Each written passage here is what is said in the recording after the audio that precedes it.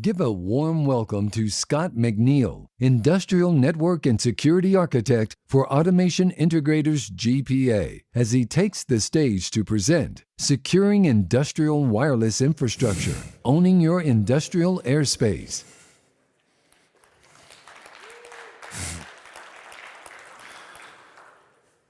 Wow, those lights are bright. So a little bit about me. My name's Scott. I work for GPA. We are industrial integrators. I'm on LinkedIn, Twitter, all that fun stuff. All right, cool, the clicker works. So I talk a lot about how important wireless has become over the past 10, 12 years in industrial settings in general, more so than it has before. Now, in our everyday lives, wireless is everywhere, wireless is everything. From phones, computers, laptops, we wouldn't survive without it. It's starting to become that way in industrial processes and discrete manufacturing. It's taking more and more of a front and center stage, and there's a lot involved with it. So in order to have a successful wireless deployment or to successfully maintain a wireless infrastructure, you need to do what I call owning your industrial airspace. So when I say owning your industrial airspace, what am I referring to? You need to have situational awareness of your site, which is really important. I know it kind of sounds obvious, but you need to understand your current RF landscape, and there's a lot to that. And then finally, you need to make sure your individual wireless assets are secure. So when we're talking about situational awareness, that's covering, that's a pretty broad topic when you think about it. So you need to know, you need to understand where is your site, what's around your site, what's surrounding it, and in relation to that, who is around your site, what's going on everywhere, and finally, what's the risk associated with all of that. So to give these questions a little bit of context, I give you Any Paper Mill USA, brought to you by Acme Corp. So in relation to the questions that I put forward, this particular paper mill is on an island. Who'd have thunk it, right? So what all is around this particular site? Well, it's interesting. When you look at the yellow dots, which is about 3/4 around the site, these are all residential zones. Up in the corner, you have a blue dot. That is a very active public boat ramp. The dot in the center at the top, that's the intercoastal waterway. To the left is a small but very busy international cargo port, all right? What's not seen on this map is past the cargo port is a very large and busy public marina. So there is a lot going on around this particular manufacturing site. So when I was doing an assessment of this site, I was taking all of these factors into consideration. And when I went around the perimeter, I was happy that there was really not a lot of ambient RF from the site being pushed out into the residential areas. The trees and whatnot were eating it up. But what I was intrigued by was the intercoastal waterway and the fact that you have a port right next door, and this waterway is very, very busy, high traffic volumes. Every day I was on site. So my site contact, I was like, I really wish I could get out there and do some sampling and see what was going on. And he was like, no problem, I got a boat. So I was like, great. So the next morning, we went to that boat ramp, we deployed out, and we did some testing out there in the intercoastal waterway along the shores of their site. So areas 1 through 6 are fairly close in, and with his company devices, he was able to make a solid connection, and he was able to log in with his credentials, and he was able to get to all the various systems he would normally get to if he were sitting at his desk. So, all right, well, that's a little close in. That would be pretty obvious if somebody was sitting there in a boat with a laptop and a big old antenna hanging off of it. So I asked him let's push out towards the middle of the waterway, where all the heavy traffic is. And so, dodging other watercraft and whatnot, I was able to get some more samples out there. And so the top 3 samples, we were right on the fringe of the signal. So sometimes he could authenticate, sometimes he couldn't, but he couldn't pass data. The issue with this, though, is when it comes to wireless communication, you do not have to have an actual connection to capture that traffic. It's all being broadcast out. All you need is Wireshark and a laptop, and you can sit there and capture everything on that channel that you happen to be on. It does not require a connection. So that kind of puts some things out there that if they weren't pushing their signal that far out over the water, they really wouldn't have a whole lot to worry about. So it's a fairly easy mitigation in that aspect of reducing power levels so that their signal wasn't going that far. But if they had had the situational awareness prior to that, that wouldn't have been an issue to begin with. Because that leaves a lot of questionable things open to happen because you don't know who is on that waterway. That's an international port. The time I was there, there was 2 ships in from Chile. So, I mean, you have no idea. So you already don't know who's going to be residential-wise, but you figure it's people who have that area's best interest in their mind because they live there. But as far as all that water traffic, you have no idea. So that really enhances the risk because at any point in time, there could be boats anchored out there for any length of time capturing any type of traffic that they wanted to. Once they have that traffic captured, they can take it home. They can spend all the time they want trying to break it and look and see what they could capture. So understanding your RF landscape, that's a pretty big mouthful there. There's a lot going on at these sites as wireless has become more prevalent. So really, the first thing you got to look at is what other structured wireless communication do you have going on your site right now? With 802.11 Wi-Fi, which is what everybody uses, you're guaranteed to have your corporate wireless infrastructure for all of their business needs.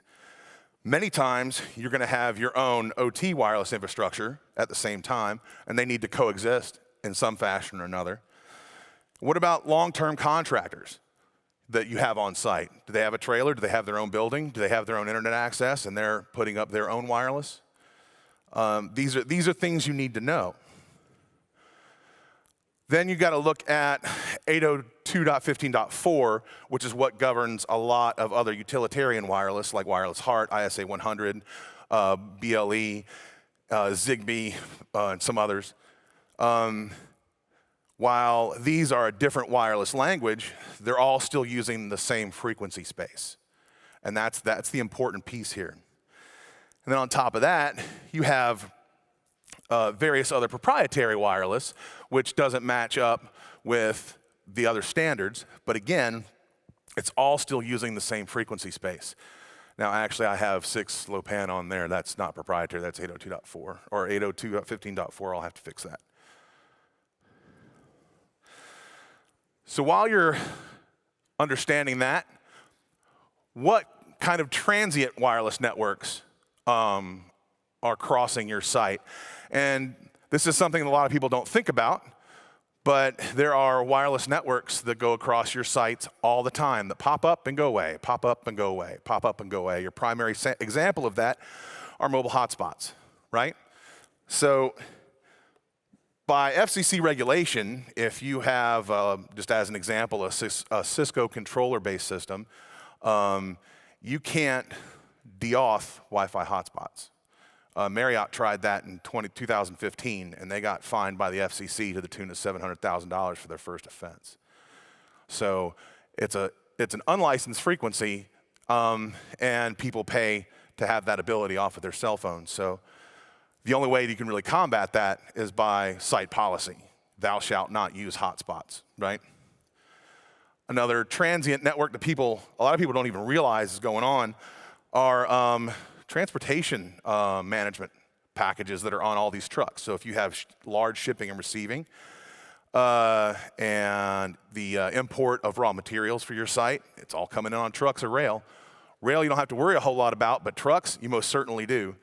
While I was at that one particular site and I was surveying around their shipping and receiving area, I noted at the time that I was there 14 different independent wireless networks that were based off of various trucks and loading and unloading stages.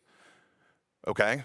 Now, so what? They're in and out. Well, they're using the same frequency and eating up the airtime for your site, right? All this stuff, you have to figure out a way for it to coexist. Additionally, depending on what you're manufacturing and what you're making, are there any sources of EMI and RFI, electromagnetic interference, radio frequency interference? And if so, what frequencies are these affecting? And it's interesting what you can find when you run spectrum analysis at various locations in a facility. So quick and dirty, when you're looking at a spec-an chart, essentially red is bad, green is good, right? Blue is even better. What you're looking at here, I was standing at the top of probably a 100-foot tall gantry crane that handles giant logs. Other members of our team were replacing the drives with some brand new Rockwell drives, and I happened to be doing some spectrum analysis because they wanted to talk about upgrading their wireless systems on top of the crane. And I happened to have my spec-an running while they tested the drives before they put the shielding on them. So what you're seeing here is in the 900 megahertz range, which is not what we use for Wi-Fi, but a lot of ISA 100 uses that, and a lot LoRaWAN uses that, and multiple other wireless devices use 900 megahertz. And you can see that over half of the usable unlicensed space in 900 meg was being affected by the just RF noise that was coming off of this unshielded drive. So that was going to make things a lot more difficult for them to pull data off the crane like they wanted to unless they changed frequencies. Now, subsequent tests were run once they put the shielding on, and the interference was then mitigated. So I just happened to get lucky to catch this while the shielding was off. Now, this particular site was an industrial ceramics facility. There was a large device called an extruder that squirted it out like a tube of toothpaste, and it went directly into a microwave-based drying system. They had 4 lines of these, 3 of which were brand new, one of which was imported from their parent company from Japan in the early 80s. And we discovered that it was actually grandfathered in some FCC rules because it came in before then, that it didn't have to have the same shielding that the others had. And the result was the annihilation of the top end of the 2.4 gigahertz spectrum, and you can see all that angry red. Now, the little skeletal chart below that, that's your airtime utilization. The more of that is eaten up, the less of that you have to actually use for meaningful communication between wireless devices. At this point, you can see the upper channels of 2.4 were completely and totally utilized. There was no room for any meaningful traffic to actually happen. So the automated systems with their wireless deployment kicked in and adjusted every access point on that site down to channel 1.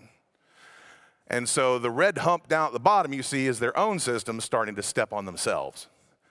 So because of that interference, their auto adjustments were then causing interference on themselves, making things pretty difficult for all of their devices that communicated only on 2.4. My third sample, this one was my favorite. I was at a facility that made giant rolls of rubber roofing for commercial buildings. And they had complaining for years that every single handheld RF scanner on the planet was just sucked. It was terrible. Well, they were all 2.4 devices, and so when I got in there and started assessing the situation, I didn't see anything until they fired up one of their specific lines. When they fired up this line, all of a sudden, everything stopped working in 2.4. So I pulled up my spectrum analysis, and I saw this awesome red wave rolling across everything in 2.4, completely destroying all utilization. So we found out that it was an infrared curing machine that put adhesive on the back of various panels that they were also creating on another line. And so it would, whenever that line was running, 2.4 and handheld scanners failed. Whenever the line was off, it was like magic, everything worked. The problem was, once we were able to identify that, there was really nothing to do about it because they weren't going to spend, $300,000 to put a Faraday cage around this line of production. So the only mitigating factor then is moving off of 2.4 into 5 gigahertz, so they're incurring the expense of having to redevice everything. So this knowledge can help you maintain stable and effective wireless communications.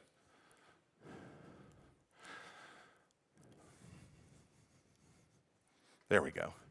So what's your risk? Well, if you can't have, to have secure wireless communications, you have to have clear and stable wireless communications. It's that simple. So your risk is it's just not going to work. Now, securing your assets, to be honest with you, there is a metric ton of information out there on encryption types and how to manage them and all this stuff. And I'm going to start on chapter 1, page 1, and we're going to go through every single bit of it. So I hope you guys are ready to take some notes. So let's talk just a little bit about some highlights with 802.11. Originally, what first came out, we had WEP, Wired Equivalency Protocol, or privacy. And then came WPA, Wi-Fi Protected Access. In the realm of security, think of WEP as your grandma's rickety screen door on the front of her house with that little flippy latch. That's when the wind blows hard enough, it just pops it open. It was just based of hexadecimal digits, and that was all you got. And then they came up with WPA, which was a substantial upgrade because now you got a storm door with a little slide lock that's on the actual handle there. But still, you yank hard enough on that sucker and it's going to pop open. These are legacy security protocols. You should not be using them. If you are, you're on your own. I can't help you on that. But then we moved to WPA2, which this is kind of the current flavor which most installations are running, be it in an enterprise format or a standard pre-share key format. WPA2 has been pretty solid, but it does have a fundamental flaw in how it works. So when two wireless devices are connecting, a client device and an access point, there is an initial conversation and handshake that they have. Hi, I'm your access point. Hi, access point, I'm your device. Let's talk. Let's talk. We're going to talk this protocol. Here's all the physical stuff you need to know. And oh, by the way, since we don't want people to be listening in, what do you say we encrypt this? Here's some information for you. Why don't you give me your public key and we'll start encrypting traffic. So that first section of communication was referred to as your management frames. This happens for every device connection at the speed of light for Wi-Fi, okay? So the issue there is those management frames are not encrypted, okay? They are open for the world to see. And so, as you recall, what I was saying earlier, if you do not have to have a connection to an access point in order to capture traffic. You just need to be on the same channel and listening, all right? So if you have your capture going and you're on the same channel, you're capturing all of that unencrypted traffic that happens before encryption starts, okay? This is the basis of your three most popular wireless attacks: evil twins, man in the middle, and de-authing, okay? And then that also leads to a myriad of others, but those are your big three, okay? They're all dependent upon capturing that traffic that is unencrypted before you get into the rest of your actual communications. So WPA or IEEE said, okay, well, we're going to create a fix, okay? And they created an amendment called 802.11w. And it was called Management Frame Protection. Some people call it Management Frame Protection. Some people call it Protecting Frame Management. You know, it depends on the manufacturer. But this amendment takes those management frames and encrypts it from the get-go, okay? So if you're in a WPA2 environment, I highly recommend enabling WPA or 802.11w in order to protect those management frames. Because that alone will eliminate the possibility of those big 3 attacks and make it that much harder for bad actors. And you want to make it as hard as you possibly can for them, right? You don't want to make it easy. The harder you make it, the more likely they are to move on to somebody else. So then, relatively recently, WPA3 comes out, all right? So WPA3 is pretty awesome. It addresses all of the fallacies of WPA2, right? So for instance, it takes management frame protection and makes it mandatory, okay? So if your device is WPA3 compatible, then it is compatible with management frame protection. All is good in the universe, right? So then it moves on from there and increases encryption, moving from 128-bit to 192 and 256-bit respectively, along with more advanced encryption algorithms. So now, if they capture your traffic and they take it home and they're going to spend a bunch of time trying to break it, it's going to be even more difficult because it's bigger encryption with better algorithms. So now it's going to be even more difficult. The problem is all your devices probably aren't compatible with WPA3 yet, and nobody's going to go spend that kind of ridiculous money to completely retool everything for the latest security standard when everyone's kind of pretty much happy with 802 or with WPA2. So even then, when turning on 802.11w, you need to make sure that your devices aren't too old and that they are compatible with that. Because if you try to use a device that is not compatible with that on a system that is running W, it's not going to connect, and then you'll be sad. Now, the next thing you want to take a look at, or I'm sorry, we're talking about WPA3. WPA3 then addresses any of the other aspects that were discovered in WPA2 that just weren't up to snuff by the Wi-Fi community standards. So that's 802.11. That's our standard Wi-Fi. What about our 802.15.4? All right? So all these specialized wireless communications that we have down in the pits and the depths of our sites, be it wireless HART, be it ISA 100, be it BLE, what about those guys? Well, that standard, when you look at the OSI model, okay? This is not the Purdue model. This is the OSI model. It's a little bit different. But 802.15.4 covers your physical and data link. And data link is where your encryption lives for this standard, all right? Anything that is 802.15.4 is capable of 128-bit AES encryption, period. You just got to find it in the configuration. So can you secure that traffic? You absolutely can. When you look at your list of various different things and the security types that are involved with them, all of your 802.15 have that AES CCMP ability for 128-bit encryption. So that's pretty important.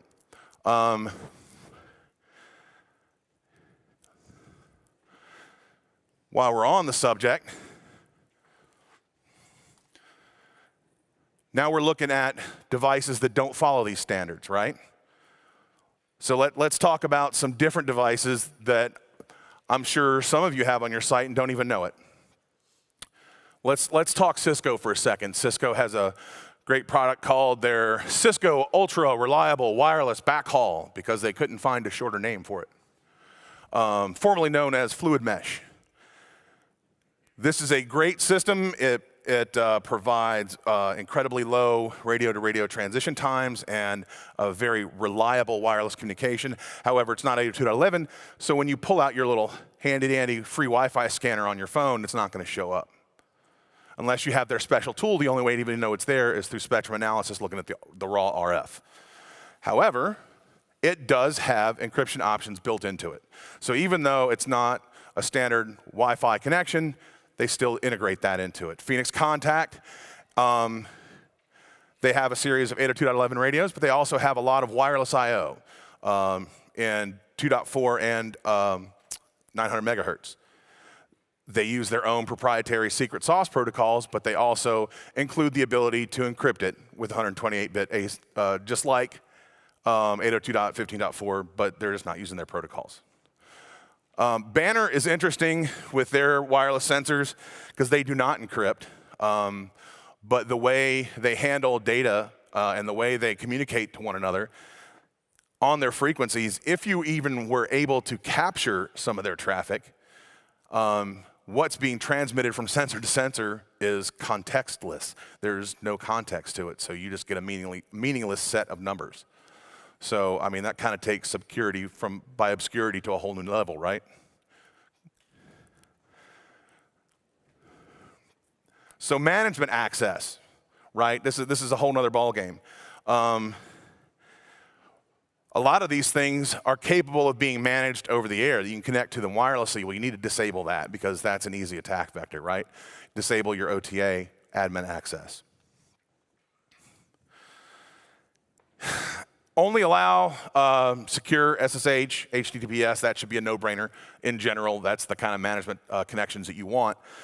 You don't want anything to be plain text. There are a lot of devices, wireless-wise, in the industrial sector that actually do not have those secure management options. So what do? You put their management on a secure VLAN and control access to it. You have your secure VLANs for management of other network devices. Radios are no different. It's just another network device, right? So really, the key takeaways, what I'm trying to kind of convey, is that owning your airspace is a whole lot more than just encrypting wireless traffic. You need to look at the site holistically and take a lot of these other things into consideration because knowledge is power, right? There's so much that you can mitigate and deal with if you know beforehand or if you go out and take a look that will allow for an active and stable and secure network. And finally, and this is true of cybersecurity and OT in general, you don't have the luxury of choosing whether or not you're a target. That decision's not up to you. So you need to stay as vigilant as you possibly can. And situational awareness, understanding what RF is going on at your site, what's normal, what's not, and then securing those assets are all part of that process. So we actually ran through this a whole lot faster than I thought. So if anybody has any questions, what can I do for you? Yes, sir.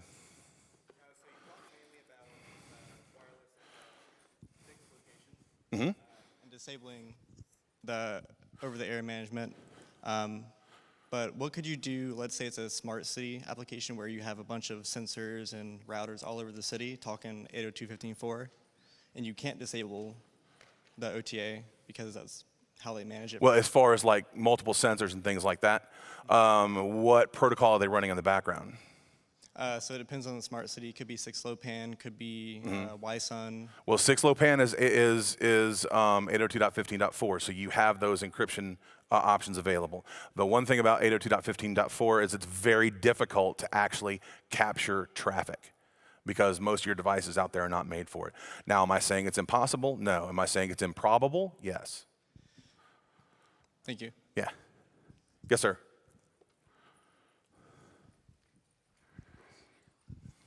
Hey, great talk. I appreciate your emphasis on the fact that you don't have to be in close enough range for interactivity for there to be a threat. My question was, during your RF survey, did you use omni or directional antennas? Because that can drastically impact at what range someone may be able to leverage and capture things. That is, like any great kind of IT answer, that depends. It's situational. So when But for what you showed on your slide with those measurement points, were you guys using omni or directional? as far as like initially when we were out over the water, or are you talking When like you were on the water. When I was on the water, I was specifically using directional and omnis. I was kind of going back and forth because I wanted to see the most common that you're going to find are omnis. That's what you're going to go find on Amazon. That's normally what your bad actor is going to have, unless they have extensive RF knowledge in general and understand the physics on how all these antennas work. But being the geek that I am, I wanted to know. So, you know, when using the directional, it was actually stronger than what I was showing and talking about. Okay, great. And a follow-up question, in light of the concept of the tyranny of the default, when you listed all the encryption algorithms that many of these protocols support, can you talk a little bit about how those protocols and the tools that use those protocols implement the encryption in terms of, do they use like a standard key and you really have to know to change it, or are they very upfront and methodical about making the user choose a different key when things are initialized? Well, a lot of that is controlled by policy, right? When you're using a shared key security method, you really need to get in there and have a policy that says that you have to rotate that. Now, there are also different minor versions of these protocols that will allow you to do key rotations or allow multiple keys to do the same thing. I'm not a fan of using multiple keys to do the same thing because that's just more keys to get out there, because you know as soon as one person knows that key, everybody knows that key, because the first question when someone comes on site is, hey, what's the Wi-Fi? You know, and they're handing it over. You have the whole portal page process, which a lot of systems use, but doing those portal pages, that initial connection, you still have that problem of all of your management frames are unencrypted unless you have W running or you're on WPA3. Does that help? Yeah, it does. Thank you. Hi. Yes, I noticed you didn't have temperature. Okay. I noticed you didn't have temperature or humidity in your situational awareness slide. So I wanted to ask, when you do your surveying, how do you take those into consideration, and how do you overcome those challenges? Okay, that's a fantastic question, because that's an issue at every site that I go to. So when I'm doing an assessment, those are things that I'm actually specifically looking for, because I want to see if the equipment that they are currently using is actually equipment that is prepared for those environments. Entirely too many times when I go onto a site, I see that in a high heat, high humidity, high dust environment, they're using standard indoor access points with lower heat ratings, okay? And then on top of that, if they're using external antennas, they're the wrong antennas, and all the connections from antenna to the access point are not secured in the fact that they're not sealed against what's going on around them. So then you get rust and everything else that goes along with that. And God forbid you start getting water into them, because then they just fry, you know. And even then, if you don't get water on the radio, you can get water in the LMR cable. Once you get water in LMR, it's dead and useless. So that is one of the big things that I conquer in my assessments, because you have to, like anything, you have to make sure you're using the right tool for the job, right? So why would you put a styrofoam bumper on your car when you obviously need something heavier duty than that? Does that make sense? Yeah. Thank you. You have a question here. To your left. Okay. So have there been scenarios you've had to do address the availability factor? I know today you covered confidentiality and maybe kind of integrity. And I mean like Faraday situations where you need to actually, have some sort of shielding in place to keep from, an attacker using a beam Yagi type antenna with some sort of Wi-Fi jamming that could actually point that from a fairly long distance to shut down a plant or cause some sort of disruption. That is typically a more specific question that is dealt with on a site-to-site basis. especially those sites that are involved, or they're in the middle of urban areas. I've been to some chemical plants that are right smack in the middle of town, and that's where you have to be more aware of that kind of situation because you're surrounded by buildings that you don't own.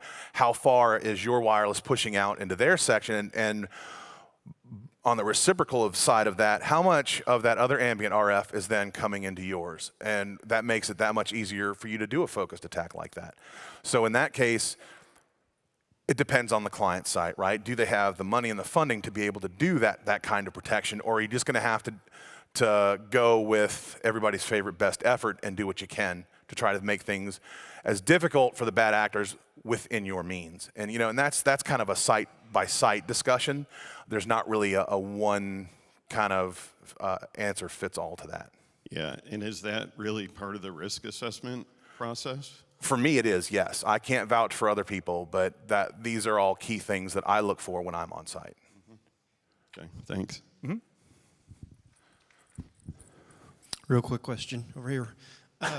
In your recommendation for these sites, we've talked about asset inventory over and over again. Is that one of the things that you suggest, is that each location knows, and you mentioned it a little bit at the beginning, but you know everything you've got that's wireless? Asset inventory to me is kind of second nature, and just about every single presentation here this week has beat that subject to death. And the last thing I want to do is come up here and preach asset inventory to everyone. So, while it does deserve an honorable mention, it needs to be discussed. I figured by now that was kind of a given. But yes, in general, you need to know what you're putting out there, but more to the point, you need to know what other people are putting out there. Case in point, many sites that I go to will have chemical skids. Okay, I'm not going to call out the particular company, but there's this one particular company that's notorious for putting cellular modems on those so that they can keep track of the skid. I get that, that makes sense, but they're also broadcasting their own wireless off of it, their own Wi-Fi, so when their people are on site, they can just easily connect to it, not have to have the hassle of anything else. But the problem with that is they don't tell the site that they've done that. The site doesn't know unless they've had an assessment done and they've been able to discover that. And that happens probably 70 to 80% of the sites that I go to. It's just common, and it stinks because these other guys, they don't care. And then on top of that, half the time, it's not even a secure industrial device. They went to Best Buy, they grabbed a Linksys, and they slapped it on there. So then you have all your fallacies that go along with that because your average home router has about 1,000 CVEs when you buy it off the shelf. That's secure.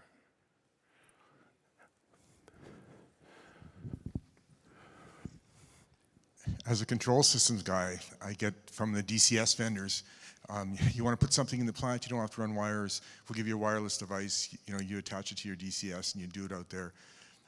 My guys don't know what to ask. What kind of questions should we be asking when we're doing that? Well. Or is it good? Is it just... No, it's never just good. You want to see what devices they're talking about. You want to take a look at the specs on that device. You want to see what security options are available for that device. Is this device, does it even have secure management or does it not? If it doesn't, well then you need to make sure that you do what you need to do for securing the management of that device, like I was talking about, its own VLAN and whatnot. But additionally, you need to know what frequencies it uses so you can deploy it and coordinate with the other wireless around you. The last thing you want to do is put in a new device that stomps on your old devices, or put in a new device that gets stomped on by your old devices. Does that make sense? For sure, yeah. So I mean, that's a whole conversation on the side, just looking when you're going to try to spec things out, and when the vendor comes, we can just throw in this wireless device. Don't ever let anybody just throw in this wireless device. Yeah. Of course, it's not thrown in, it's tested, it comes from them. They do this all the time. Don't worry about it, we're going to take care of you. Not good enough. Not good? No, absolutely not. You're not putting something in my house that I haven't vetted, right? I mean, that's the way I look at it. No, I appreciate that, thanks.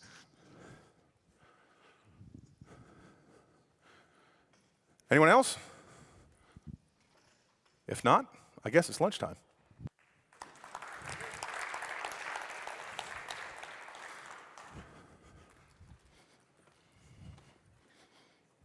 We'll now be breaking for lunch. Please enjoy your meal outside in the garden. We also invite you to attend sir. the lunch session presented by TX1 Networks in Get the out. Hope Room. Nice.